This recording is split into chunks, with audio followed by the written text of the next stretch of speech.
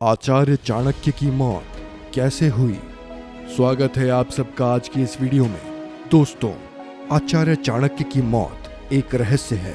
इतिहासकारों में इसको लेकर मतभेद है। हालांकि कुछ शोधकर्ता उनकी मृत्यु को लेकर 3 तरह की थ्योरी प्रस्तुत करते हैं। आइए जानते हैं कि आखिर आचार्य चाणक्य की मौत कैसे हुई थी।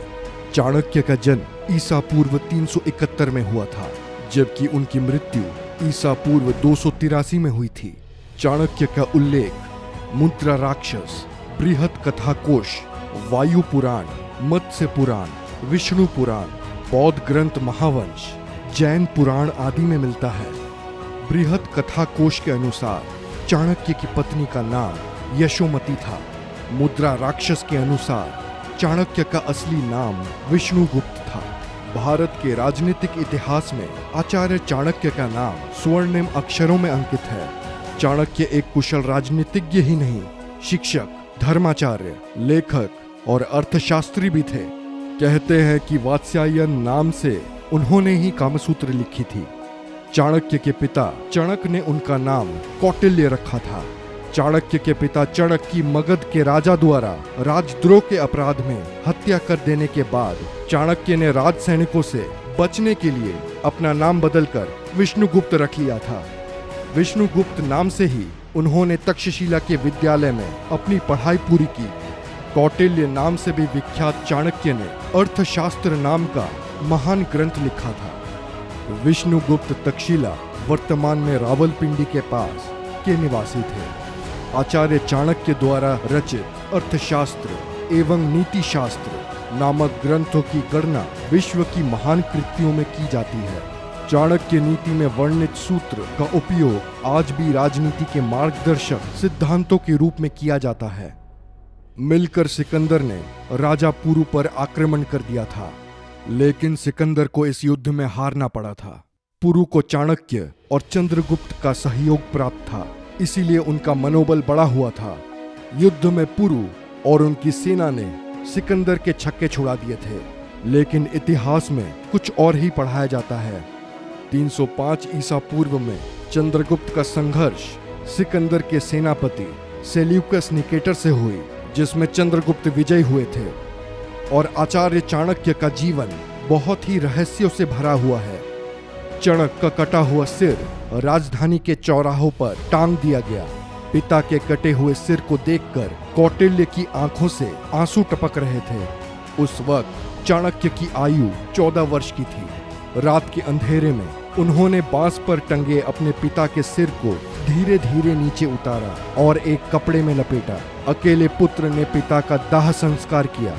तब कौटिल्य ने गंगा का जल हाथ में लेकर शपथ ली, हे गंगा, जब तक हत्यारे धनानंद से अपने पिता की हत्या का प्रतिशोध नहीं ले लूंगा, तब तक पकाई हुई कोई भी वस्तु नहीं खाऊंगा।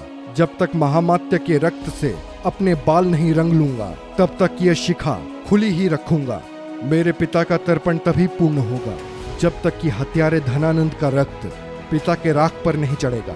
हे यमराज, धनानंद का नाम तुम अपने लेखे से काट दो। उसकी मृत्यु का लेख अब मैं ही लिखूंगा।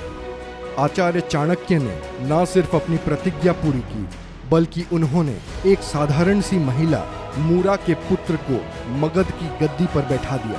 कहते हैं कि मूरा के कारण ही चंद्रगुप्त का उपनाम मौर्य पड़ा। इस चंद्रगुप्त का पुत्र बिंदुसार था और बिंदुसार का पुत्र ही महान सम्राट अशोक था। अब सवाल ये उठता है कि अखंड भारत का निर्माण करने के बाद आचार्य चाणक्य की मौत कैसे हुई। आचार्य चाणक्य की मौत के बारे में कई तरह की बातों का उल्लेख मिलता है। कहते हैं कि वे अपनी सभी कार्यों को पूरा करने के बाद एक दिन एक रथ पर सवार होकर मगध से दूर जंगलों में चले गए थे। उसके बाद वे कभी नहीं लौटे। कुछ लोगों के अनुसार उन्हें मगध की ही रानी हेलेना ने जहर देकर मार दिया था, लेकिन सच क्या है, इसके लिए इतिहास के पन्नों को फिर से पलटना होगा। उनकी मृत्यु को लेकर इतिहास के पन्नों में एक नहीं अनेक कहानियां प्रचलित है। आचार्य चाणक्य की मृत्यु कैसे हुई थी, इसको लेकर 2 तरह की कहानियां प्रचलित हैं, लेकिन कौन सी सही है ये कोई नहीं जानता।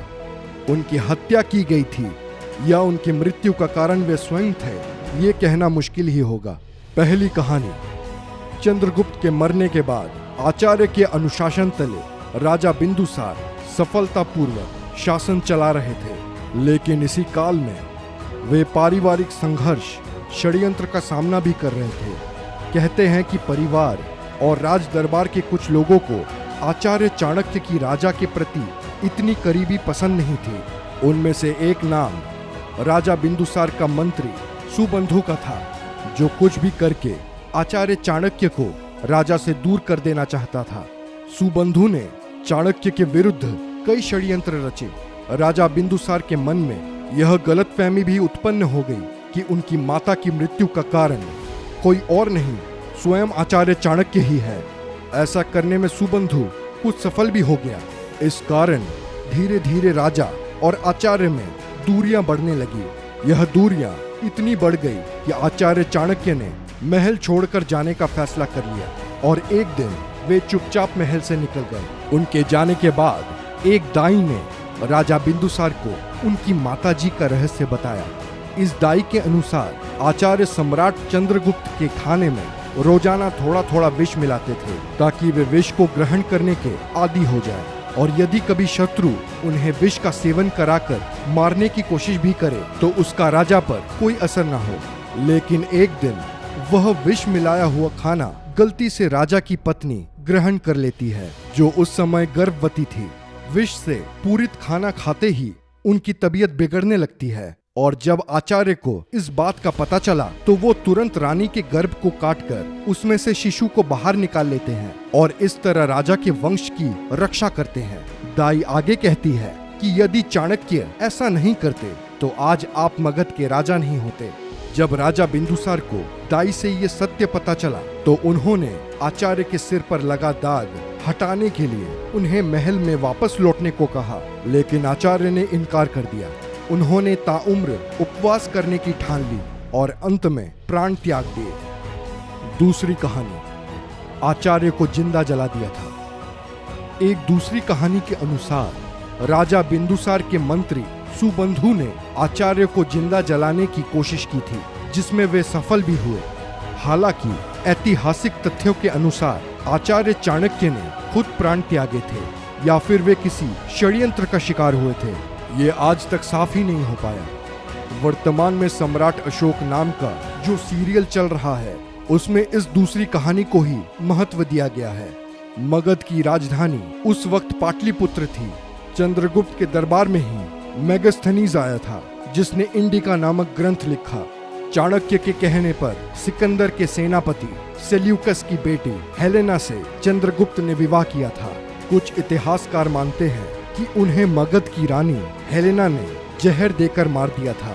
कुछ मानते हैं कि हेलेना ने उनकी हत्या करवा दी थी, पर असल सत्य आज तक कोई नहीं जान सका। अपने व्यूज हमें कमेंट सेक्शन में बताएं। वीडियो अच्छी लगी हो तो लाइक करें, शेयर करें और ऐसी ही अमेजिंग वीडियोस के लिए हमारे चैनल को सब्सक्राइब करें। मिलते हैं अगले वीडियो में।